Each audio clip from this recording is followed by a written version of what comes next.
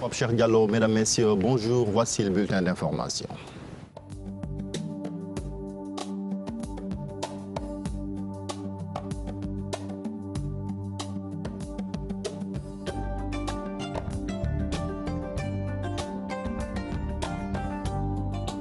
Le syndicat national des routiers du Sénégal débute à partir d'aujourd'hui une grève de 48 heures.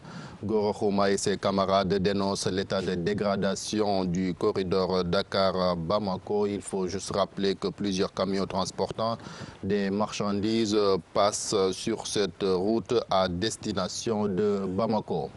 Pendant ce temps, le Conseil national des routiers ne suivra pas cette grève annoncée par Gora Khouma ce jeudi.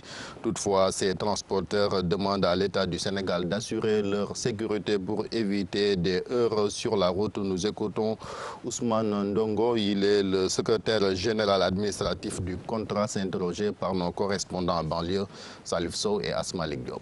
La déclaration que nous faisons là aujourd'hui s'adresse à M. Gora Khouma qui a lancé un avis de grève pour le 10, donc demain, ce soir à partir de 0 heure.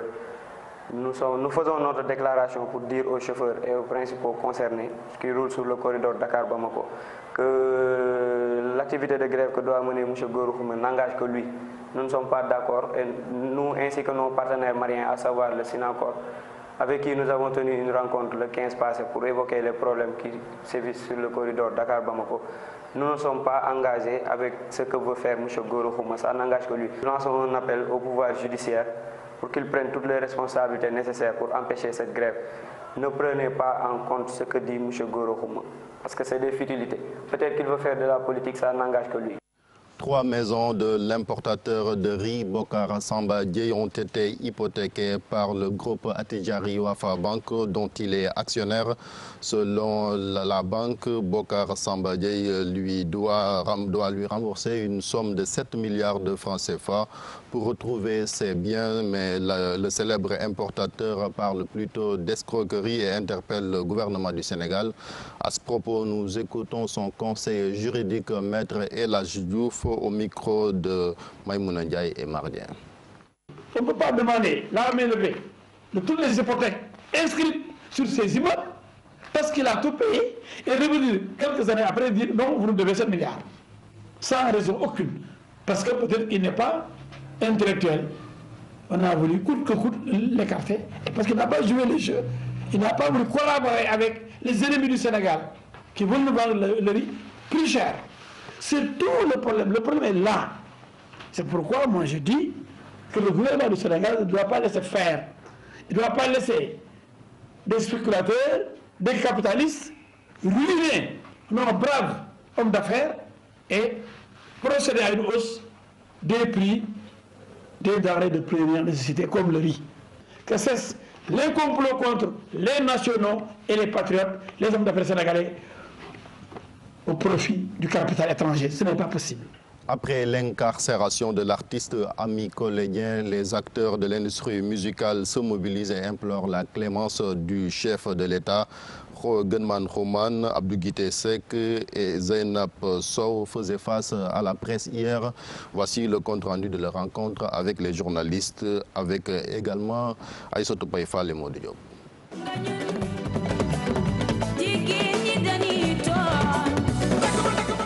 Tous ensemble, d'une seule et même voix, les acteurs de l'industrie musicale sénégalaise se mobilisent pour la libération de la chanteuse Ami Collégien.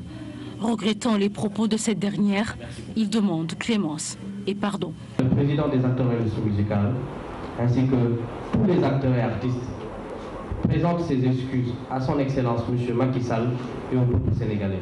Et nous demandons à ce que le président de la République pardonne l'artiste Ami Collé. Nous voulons la clémence de la justice. La chanteuse Guigui, à son tour, fait preuve de solidarité féminine.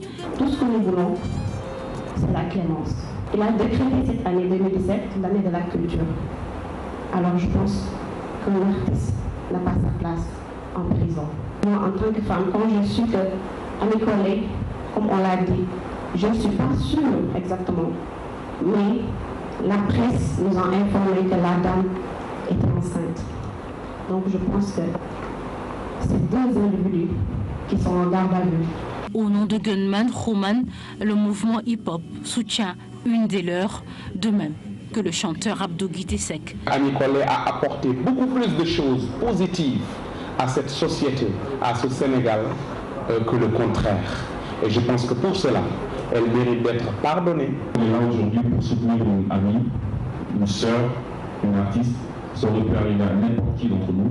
Et quel que soit le cadre dans lequel on le fait, je crois que chacun d'entre nous, artistes, doit soutenir Ami Collé Dieng.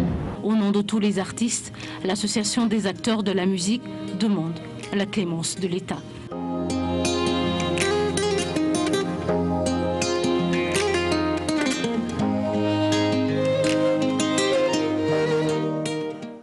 Enfin, politique, retour sur la conférence de presse de Abdoulaye Wade, tête de liste de la coalition gagnante Manko Wattu Sénégal, qui rejette les résultats issus des élections législatives du 30 juillet.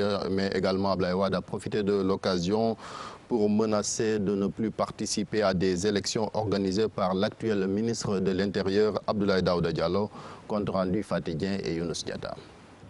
Après la publication des résultats des législatives, la coalition gagnante parle de mascarade électorale.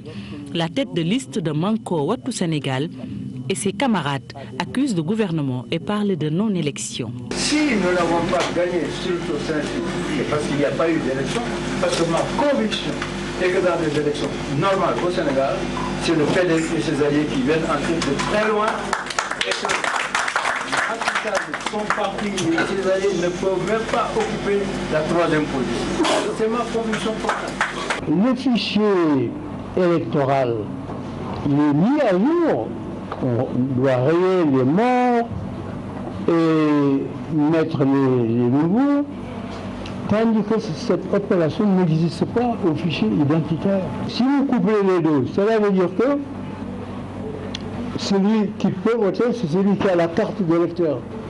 Et que vous pouvez avoir la carte d'identité de la CEDEAO sans pouvoir voter. Et c'est ce qui est arrivé. La coalition persiste et signe plus de participation à des élections dans ces mêmes conditions. Lorsque nous disons que nous ne voulons plus à l'avenir participer à des élections organisées par Macky Sall, il peut ne pas nous croire et organiser des élections. On verra bien. On verra bien, ça, c'est le futur, l'avenir qui va nous juger. Nous disons des élections organisées par Macky Sall et son gouvernement. S'il le fait, ce n'est même pas la peine qu'il se fatigue pour 2019. Si ce qu'il veut faire, il n'a qu'à attendre 2019 et se proclamer non seulement élu, mais super élu à 140%, comme il veut.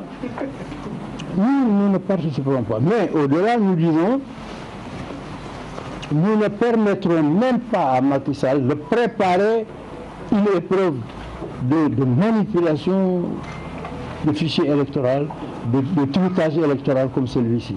Manko dénonce également les failles notées dans la distribution des cartes et le déroulement du scrutin dans certaines localités. Le transfert d'électeurs comme mode de rééquilibre des majorités, ça date de très longtemps. De mon époque, le Parti socialiste transférait des électeurs de Dakar ou d'ailleurs vers Kébémer pour avoir la majorité, mais c'était des électeurs quand même. Le transfert ici, c'est ce qui s'est passé à Dagana. C'était un transfert de faux électeurs. Ils ont donné les ordres de mission qui étaient prévus pour ce qu'on appelle les forces de l'ordre, pour qu'ils puissent voter. Allez, bien, c'est tout. Là, c'est devenu une machine à imprimer. Ils ont imprimé comme ça des ordres de mission qu'ils ont donné à n'importe qui. À Dagana, ils sont partis en quart. Au niveau de cette distribution-là, c'est une énorme catastrophe. Qu'est-ce qui s'est passé? Ce qui s'est passé, les commissions de distribution, il y avait au niveau des mairies, au niveau du sous-préfecture, c'est la réalité. Les commissions de distribution, il y avait des commissions de distribution parallèles. Parce que les cartes des membres de la coalition de partis au pouvoir ont pu récupérer leurs cartes. Et pour tout le reste, il y a eu une énorme confusion qui a été créée.